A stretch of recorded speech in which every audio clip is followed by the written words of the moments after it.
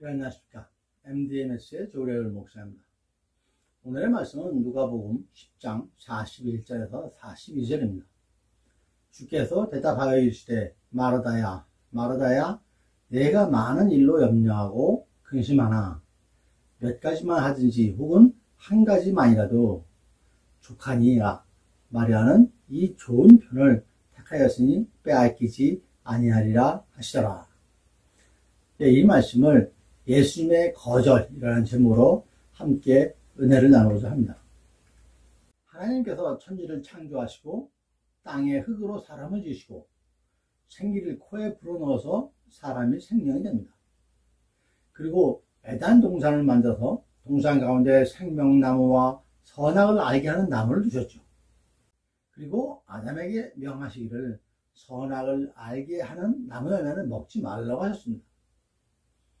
이후로 하나님께서는 사람이 혼자 사는 것이 좋지 않다 하시며 돕는 배필을 아담의 갈빗대를 이용해서 만드셨습니다. 다 알고 계신 내용이죠. 그리고 아담은 그를 여자라고 부릅니다. 두 사람은 연합해서 한 몸이 됩니다. 이 내용에서 하나님은 아담에게 선악을 알게 하는 나무를 먹지 말라고 하였습니다. 그때는 아직 하와가 지어지기 전이었죠. 그리고 여자는 남자에게 취하였다라고 하셨습니다. 그리고 연합해서 한 몸이 되었다고 하셨습니다. 여기에서 처음으로 아내, 와이프라는 단어가 등장합니다. 그리고 연합한 두 사람은 한 몸, 영어로 one flesh라고 하는데요. 그리고 남편, husband라는 용어가 이 장면에서, 이 말씀에서 등장을 합니다. 여기서 한 몸이란 육과 혼이 온전히 하나가 되는 걸 말합니다. 이미 아담에게 생명을 주셨습니다. 아담에게 취한 여자도 생명을 갖게 된다는 의미가 되겠죠. 결국 여자는 선악의 열매를 따먹고 그거를 아담에게 먹으라고 공언합니다. 창세기 3장 6절 뒷부분에 여자가 그 열매를 따먹고 자기와 함께 있는 남편에게 그도 먹은지라 라고 기록합니다. 남편은 아내가 먹으라고 주는 것에 전혀 주저앉지 않고 먹습니다. 하나님의 명령을 전혀 기억하지 않은 거죠. 선악의 열매, 과일의 열매가 별거 아닌 것 같지만 당시 상황으로 보면 엄청나고 대단한 것입니다. 다른 모든 것은 얼마든지 먹어도 되지만 그거 하나만은 먹지 말라고 하셨거든요. 그 엄청난 실수를, 죄를 범했는데 남편인 아담은 아무 말 없이 같이 동참하는 것입니다. 만약에 여러분이라면 어찌하실 것 같아요? 여러분의 사랑하는 사람, 아내, 남편, 자녀, 그런 사랑하는 사람이 고난다면 어찌하시겠습니까? 신약 성경의 공간복음에서 세례 요한의 죽음에 대한 내용이 있습니다. 마태복음의 14장 6절에서 8절에 나오는 말씀인데요. 마침 헤롯이 생일이 되어 헤로디아의 딸이 연석 가운데서 춤을 추어 헤롯을 기쁘게 하니 헤롯이 맹세로 그에게 무엇이든지 달라는 대로 주겠다고 약속하거늘 그가 제 어머니의 시킴을 듣고 이르되 세례 요한의 머리를 소반에 얹어 여기서 내게 주소서 그렇게 적혀있습니다. 끔찍한 얘기죠. 그 내용인지는 헤로디아의 딸이 분봉왕 헤롯 앞에서 춤을 추었는데 너무 귀엽고 예뻐서 왕이 소원을 말하면 다 들어주겠다고 약속을 한 것입니다. 딸의 이름은 살로메로 알려져 있습니다. 그러니까 딸이 엄마의 말대로 세례 요한을 죽여서 지금 소반에 올려달라는 것입니다. 왕이고 아버지한테 이렇게 청하는 것입니다. 얼마나 끔찍합니까? 연회석에서 많은 사람이 있는 자리에서 사람의 목을 베서 소반에 올려놔달라고 하는 것입니다. 세례 요한은 헤롯 안티파스와 헤로디아의 결혼을 옳지 못하다고 비난을 한 거죠. 이 비난에 그 왕비인 헤로디아가 딸을 시켜서 세례 요한을 죽이게 한 것입니다. 당시에 그러니까 헤로디아의 딸, 공주가 연회 속에서 춤을 춘다는 것은 말이 안 되는 얘기입니다. 공중에서 춤을 추는 것은 춤을 추는 여인들이 따로 있습니다. 그런데도 헤로디아가 딸을 시켜서 춤을 추게 한 거죠. 다 헤로디아의 계략이었던 것입니다. 결국 이렇게 해서 새로 요한은 죽게 된 것이죠. 사랑하는 아내와 딸이 요구하고 무엇이든지 들어주겠다고 했지만은 사람을 죽이는 일인데 아무리 왕이라고 해도 그러면 안 되죠. 좀 길게 말씀드렸지만 아담과 헤롯 왕은 거절해야 할 것을 거절하지 못했습니다. 우리들도 그렇게 거절하지 못하고 난처한 상황에 처하는 경우가 많이 있을 것입니다. 특히 하나님의 일, 교회, 또 교회와 관련된 주님의 이름으로 부탁을 받고 거절하지 못하는 경우가 많이 있을 것입니다. 결국 스스로 번아웃되고 탈진되기도 하고 그러죠. 그러다 보면은 은혜가 안 될 수가 있습니다. 그리스도인은 적당히 거절할 줄도 알아야 합니다. 그러면 무엇 때문에 노라고 말하기가 어려울까요? 그것은 부탁을 거절했을 때 상대와 내가 대립관계가 된다는 두려움 때문일 것입니다. 또 심리적으로 거절은 긍정보다는 부정의 그 의미에 무게를 두게 되면서 원만한 관계 유지의 그 빨간불이라고 생각을 할 것입니다. 거절을 함으로써 자신의 능력이 낮게 평가되고 서로 간의 관계가 멀어질까봐 걱정과 근심이 앞서는 게 먼저일 수도 있습니다. 거절에 관련해서 다니엘 선지자 얘기가 있습니다. 포로로 잡혀간 다니엘 선지자가 왕의 음식과 포도주를 거절하죠. 이 내용은 그 바벨론 왕 느부갓네살이 예루살렘을 정복을 하고 왕족과 귀족 몇 사람을 포로로 데려가죠. 그 중에서 흠이 없고 유머가 아름답고 지혜가 있고 통찰력이 있는 그런 사람을 뽑아서 학문에 익숙하게 왕국에 설만한 소녀들을 데리고 가서 3년간 왕의 음식과 포도주를 먹게 합니다. 마음껏 먹게 하고 그곳 사람들의 학문과 언어를 가르쳐 줍니다. 하지만 다니엘은 이를 거절하죠. 다니엘 1장 8절 말씀인데요.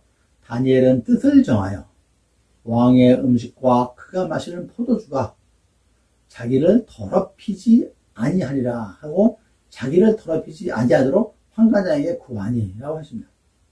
다니엘은 환관장에게 거절한 이유를 명확히 설명합니다. 또 환관장의 이야기를 끝까지 듣고 얘기해 주는 것입니다. 이렇게 다니엘의 거절의 기술이 있는 거죠. 이번에는 예수님의 그 거절 사례를 보도록 하겠습니다. 예수님께서도 거절하셨습니다. 거절하는 것은 너무 부담 갖지 마십시오. 가장 대표적인 것이 예수님께서 세례를 받으신 후에 성령에 이끌려서 40일을 광야에서 그 배를 줄이시고 마귀에게 가셨는데 마귀와 예수님께 돌덩이가 떡이 되게 하라, 성전에서 뛰어내려라, 그리고 자기한테 엎드려 경배하면은 모든 것을 다 주겠다 라고 하는데 당연히 예수님께서는 세 가지 모두 거절하시죠. 마태복음을 비롯해서 공간복음에 모두 기록되어 있는 말씀입니다. 그야말로 거룩한 거절인 것이죠. 예수님은 또 다른 거절로 오늘의 말씀인 마리아와 마르다 이야기가 있습니다. 누가복음 10장 38절 42절에 나오죠. 예수님께서 한 마을에 들이니 마르다가 자기 집으로 예수님을 영접을 합니다. 예수님을 대접하느라 분주하게 준비하는데 동생인 그 마리아는 예수님의 얘기를 열심히 예수님 발 밑에서 듣고 있는 거예요. 이 마리아가 언니인 마르다의 예수님 접대 준비를 도와주지 않으니까 마르다는 짜증이 난 거죠. 자기는 바쁜데. 이에 마르다가 예수님께 동생이 자신을 돕도록 얘기해 달라고 청하니까 예수님께서 이를 거절합니다. 오히려 마르다에게 뭐라고 하냐면은 준비를 조금만 하라. 하나만이라도 좋다. 예수님께서 우선순위가 말씀에 있지 접대에 있지 않다라고 말씀하시는 것입니다. 그렇다고 예수님께서 마르다에게 준비하는 것을 그만두라고 하지는 않으십니다. 마르다의 성의를 보여주게 한 거죠. 줄이라고 하신 것입니다. 한 가지만이라도 족하다고 하신 것입니다. 마르다에게 상처를 주지 않으시려고 일종의 타협을 하신 것이죠. 이번에는 누가복음 5장 15절에서 16절 말씀을 보도록 하겠습니다. 예수의 소문이 더욱 퍼짐에 수많은 무리가 말씀도 듣고 자기 병도 고침을 받고자 하여 모여오되 예수는 물러가사 한적한 곳에서 기도하시니라. 이런 말씀이 있습니다. 이 상황은 예수님께서 한 동네에서 온 몸에 나병 들린 사람을 고쳐주고 아무에게도 말하지 말라고 했는데 그냥 소문이 났더랬습니다. 그래서 많은 무리가 병 고침을 받고자 예수님께 온 것입니다. 이에 예수님은 이들을 거절하고 혼자 한적한 곳에 가서 기도를 하신 것입니다. 지금은 거절하셨습니다. 그리고 뭘 하셨습니까? 기도를 하신 것입니다. 병든 자 치료를 거절하시고 다른 일을 하신 게 아니고 기도, 그의 나라를 구하신 것입니다. 여러분, 거절할 것은 거절해야 합니다. 성경적이지 않은 것은 거절해야 합니다. 하나님의 영광을 드러내지 못한다면 거절해야 합니다. 거룩한 거절을 하라는 것입니다. 하지만 여러분, 거절을 해도 상대방이 상처받지 않도록 해야 되겠죠?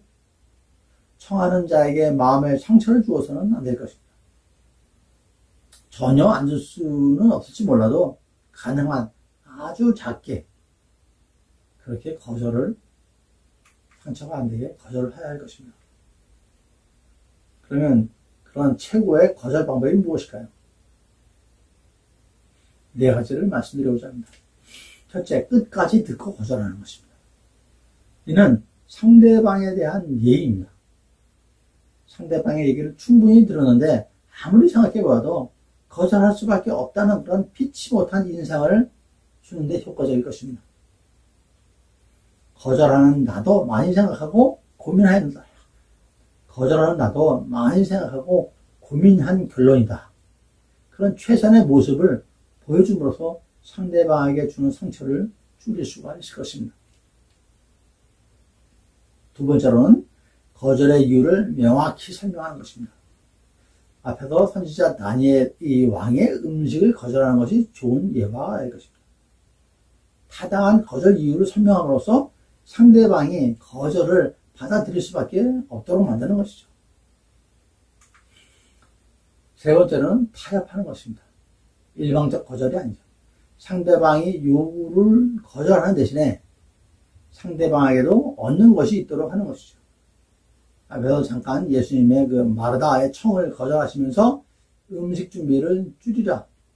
최소한 하나만이라도 좋다라고 말씀을 하셨죠. 일종의 협상이라고 말씀을 드렸습니다.